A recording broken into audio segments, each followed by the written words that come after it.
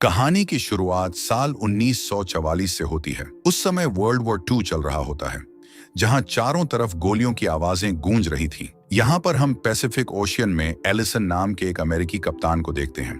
दरअसल में उसके ग्रुप पर जापानी सैनिकों ने हमला कर दिया था, जिससे एलिसन किसी तरह बचकर एक रबर राफ्ट तक पहुंचता है और कई दिनों तक समुद्र में भटकता रहता है। एलिसन अकेले ही आगे बढ़ रहा होता है। तभी उसे एक आइलैंड नजर आता है। ये देखकर वह जल्दी से अपने राफ्ट से आइलैंड की तरफ बढ़ता है और किनारे तक पहुंचकर राफ्ट को साइड में रखकर मदद की तलाश में इधर उधर देखने लगता है।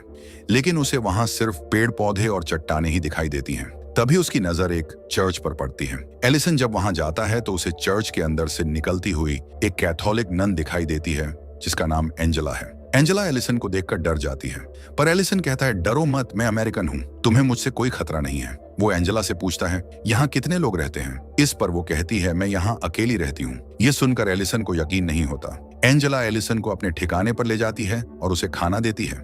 एलिसन उससे पूछता है, तुम यहाँ अकेली क्यों रह रही हो? एंजेला कहती है, मैं एक पादरी के साथ इस आइलैंड पर आई थी। हमारे कुछ बुजुर्ग पादरी को जापानी सैनिकों से बचाकर निकालना था, लेकिन जब हम यहाँ पर पहुंचे तब तक जापानी पहले से ही आइलैंड पर आ चुके थे और वह उन पादरियों को पकड़कर अपने साथ ले जा चुके थे। जंग का माहौल देखकर हमने तय किया कि कुछ दिनों तक हम यहीं छुपे रहेंगे। लेकिन कुछ दिन के बाद जिस पादरी के साथ में आई थी, उसकी तबीयत बिगड़ गई और उनका निधन हो गया। तब से मैं यहाँ पर अकेली रह रही हूँ। मेरे लोगों को लगा कि जापानी सैनिकों ने भी मुझे पकड़ लिया है, इसलिए कोई मुझे बचाने नहीं आया। एलिसन भी उसे अपनी कहानी बताता है। वह कहता है कि मैं मरीन हूँ। हमारे ग्रुप पर जापानी सैनिकों ने हमला कर दिया था और मैं अपनी जान बचाकर किसी तरह यहाँ तक पहुंचा हूँ। इसके बाद एलिसन थोड़ी देर आराम करता है। जब वह उठता है तब देखता है कि एंजेला मोमबत्ती जलाकर भगवान से प्रार्थना कर रही है और ईश्वर से मार्गदर्शन मांग रही है। फिर दोनों बाहर खाने की तलाश में निकलते हैं। एलिसन पेड़ पर चढ़कर नारियल और फल तोड़ता है और एंजेला को नीचे देता है। लेकिन एलिसन को प्रोटीन के लिए कुछ और खाने के लिए चाहिए होता है। तभी उसे समुद्र में एक कछुआ दिखाई देता है। ये देखकर वह रस्सी और लकड़ी लेकर राफ्ट में बैठता है। एंजेला भी उसके साथ बैठती है और दोनों कछुए की ओर बढ़ते हैं।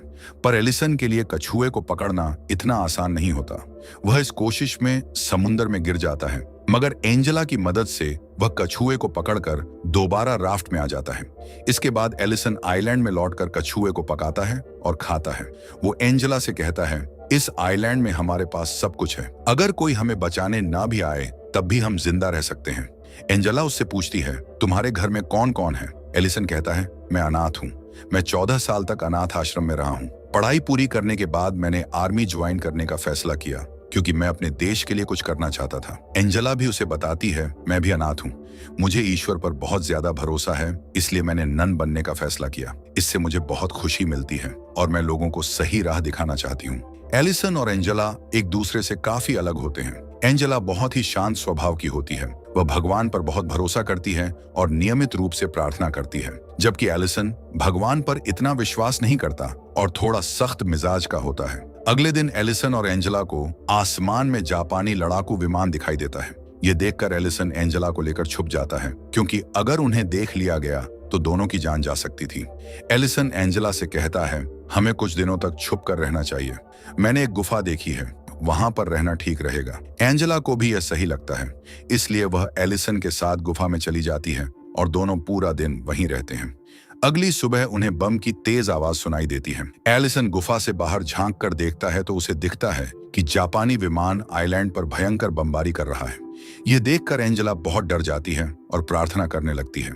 एलिसन उसे हिम्मत देता है और शांत करता है। कुछ देर बाद जब विमान वहां से चले जाते हैं तब दोनों गुफा से बाहर आते हैं। वो देखते हैं कि चारों ओर तबाही का मंजर है। उनका घर और चर्च भी पूरी तरह से नष्ट हो चुका होता है। तभी जापानी सैनिकों की एक टुकड़ी मौसम विज्ञान शिविर स्थापित करने के लिए आइलैंड पर आती है और जिस राफ्ट से एलिसन यहाँ आया था उसे भी नष्ट कर देते हैं।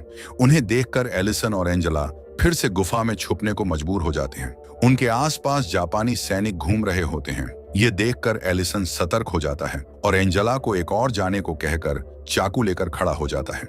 लेकिन वह सैनिक गुफा के अंदर नहीं आते और वहां से चले जाते हैं। यहाँ एंजेला एलिसन से कहती है कि मैं खुद को जापानी सैनिकों के हवाले कर देती हूँ। मुझे उम्मीद है कि मेरे जैसे नन को वो कुछ नहीं करेंगे। इससे तुम्हें मौका मिलेगा यहाँ से भागने का। वो ये भी कहती है कि हमारे पास खाने के लिए कुछ भी नहीं बचा है, लेकिन एलिसन उसकी बात नहीं मानता और कहता है कि हम यह रिस्क नहीं ले सकते, वो तुम्हारे साथ कुछ भी कर सकते हैं, हमें यहीं छुपे रहना होगा। शाम को एलिसन गुफा से बाहर आता है। वह देखता है कि जापानी सैनिकों ने कई कैंप बना लिए हैं। उनसे बचते हुए वह दूसरी ओर मछली पकड़ने जाता है, लेकिन कुछ जापानी सैनिक उसे देख लेते हैं। तब एलिसन मरा हुआ होने का नाटक करता है। यह देखकर उन्हें शक नहीं होता और वह वहां से चले जाते हैं।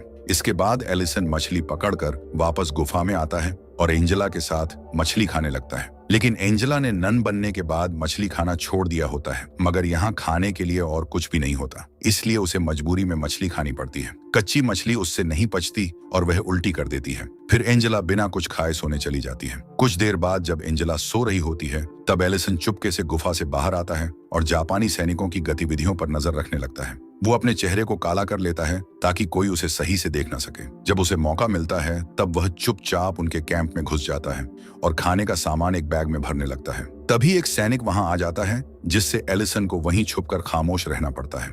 उसे वहां से भागने का मौका नहीं मिलता और स्थिति बहुत खतरनाक हो जाती है, जिससे उसे पूरी रात वहीं रहना पड़ता है। अगली सुबह जब सभी जापानी सैनिक कैंप के बाहर ट्रेनिंग में व्यस्त होते हैं, तब एलिसन धीरे धीरे बैग लेकर बिना देखे बाहर निकलता है और एक जगह जाकर छुप जाता है। उधर एंजेला जब उठती है तो गुफा में एलिसन को नहीं पाती। ये देखकर वह घबरा जाती है और उसे लगता है कि शायद एलिसन मारा गया, जिससे वह रोने लगती है। वहीं एलिसन जापानी सैनिकों से बचते हुए गुफा में वापस लौट आता है। उसे सही सलामत देखकर एंजेला बहुत खुश होती है। एलिसन उसे बताता है कि मैं खाने के लिए कैंप में गया था, लेकिन एंजेला उस पर गुस्सा हो जाती है। वह कहती है, तुम मुझे बिना बताए चले गए, जिससे मैं बहुत डर गई थी। तब एलिसन कहता है, अगली बार से मैं ऐसा नहीं करूंगा। अगले दिन एलिसन एंजेला को एक फूल और एक कंघी गिफ्ट करता है, जिसे देखकर एंजेला खुश हो जाती है।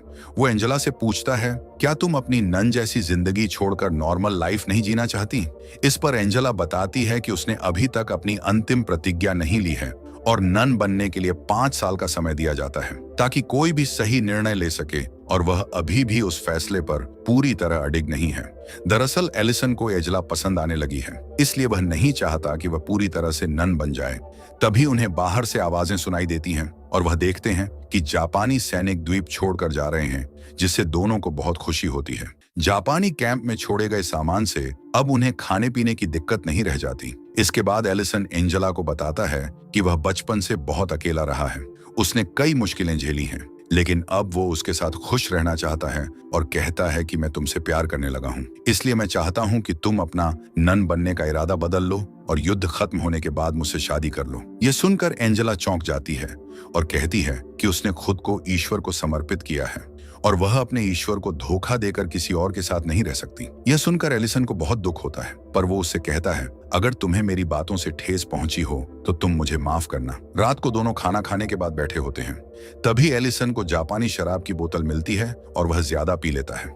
नशे में वह एंजेला की प्रतिज्ञाओं को व्यर्थ बताने लगता है और कहता है कि वह एडमम और ईव की तरह इस द्वीप पर फंसे हुए हैं, जिसे सुनकर एंजेला दुखी होकर बारिश में जंगल की ओर भाग जाती है और ठंड में वहीं सो जाती है। एलिसन उसे ढूंढता है, लेकिन ढूंढ नहीं पाता।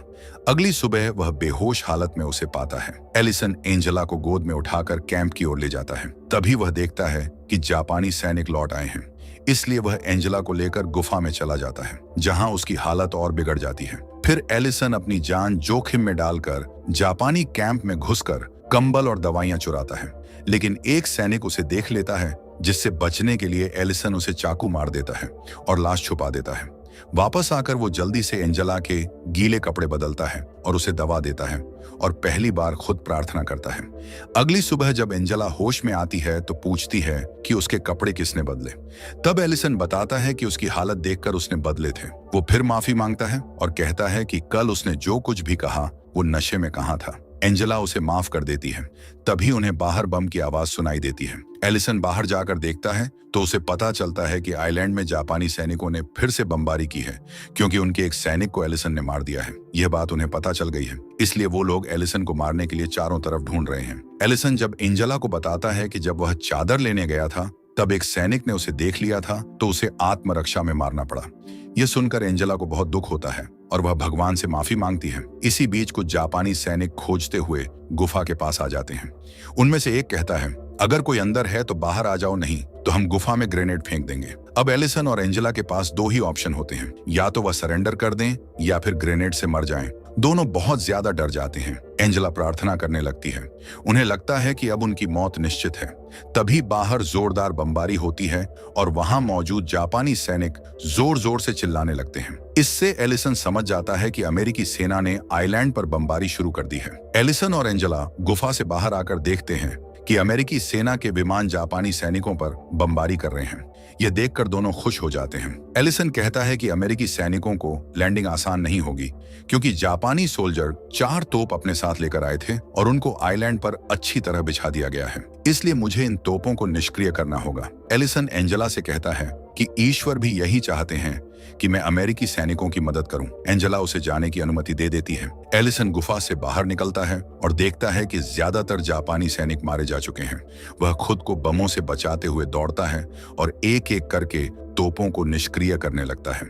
इस दौरान वह बमबारी के कारण घायल हो जाता है, लेकिन वह रुकता नहीं है। किसी तरह वह सभी तोपों को निष्क्रिय कर देता है, जिससे कई अमेरिकी सैनिकों की जान बच जाती है। इसके बाद अमेरिकी नौसेना बमबारी रोक देती है और एंजेला गुफा से बाहर आ जाती है। वो एलिसन को घायल देखकर उसका इलाज करने लगती है। एलिसन एंजेला से कहता है, अब हमारा अलग होने का समय आ गया है और शायद हम फिर कभी ना मिल पाएं। ये सुनकर एंजेला कहती है, चाहे मैं तुम्हारे साथ अपनी जिंदगी ना बिता सकूं, लेकिन तुम हमेशा मेरे दिल के करीब रहोगे। इसके बाद अमेरिकी नौसेना आइलैंड पर लैंड करती है और अपना झंडा फहराती है। जब नौसेना का कप्तान एलिसन को जिंदा देखता है तो वह चौंक जाता है, क्योंकि उन्हें लगा था कि वह मारा गया है। वह लोग एलिसन को स्ट्रेचर पर लेटाकर ले जाने लगते हैं और उसके पीछे एंजेला भी चलती है। एलिसन ने कभी भी एंजेला पर अपने प्यार का दबाव नहीं डाला और उसके नन बनने के फैसले की पूरी इज्जत की। वहीं एंजेला भी एलिसन को समझती है और इसी के साथ फिल्म समाप्त होती है।